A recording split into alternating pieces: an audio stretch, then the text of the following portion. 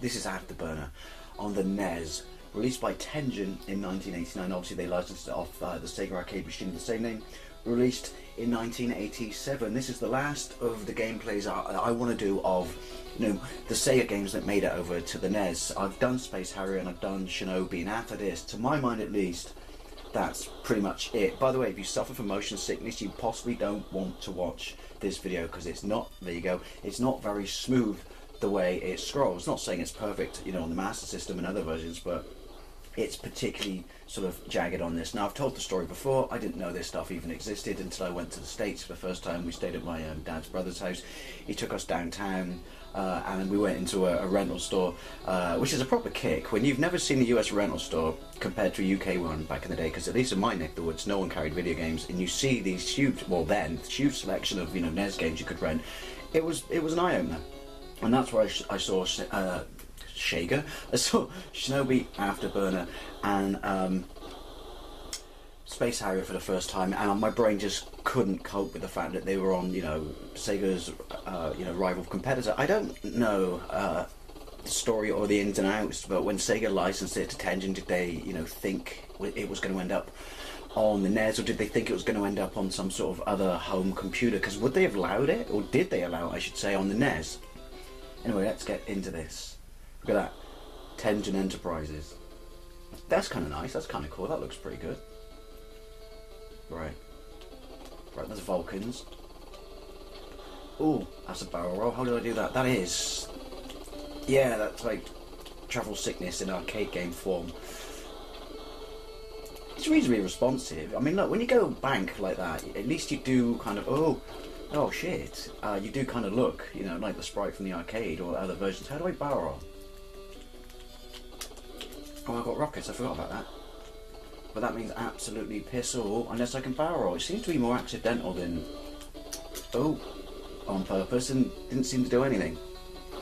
The music's absolutely horrible.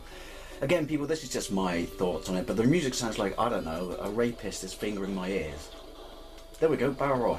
How do I do that? I don't know, the pressure. Some rockets in your face. Shit. Back at you is the last thing that pilot said before he bit it, as Biggles would say. That was absolutely pathetic. No continues. Lovely jubbly then. Alright, we're in for a fish sandwich then. Look at that boat, it starts so well. Right, shoot everything. And let God sort them out. Well, it's not the ones that come from behind that you want to worry about. It's the ones that, you know, approach from the horizon. Carefully chose my words on that second statement. Right. I was in the middle of a barrel roll. That's just bollocks. Can I just ignore them?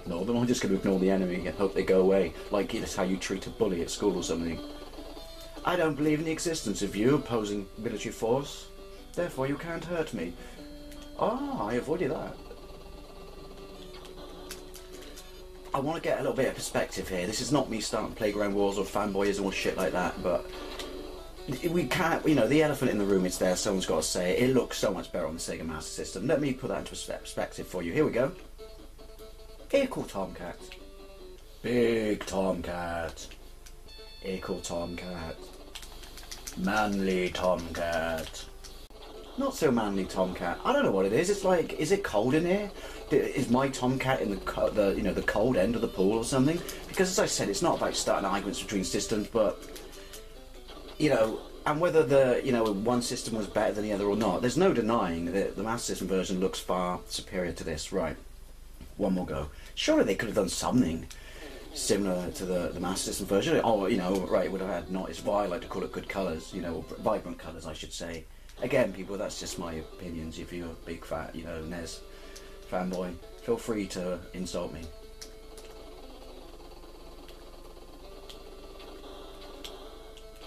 I do like the chunky explosion noises and shit. It's so much like being there. Oh, possibly I should lock on for... Hey, I got one though.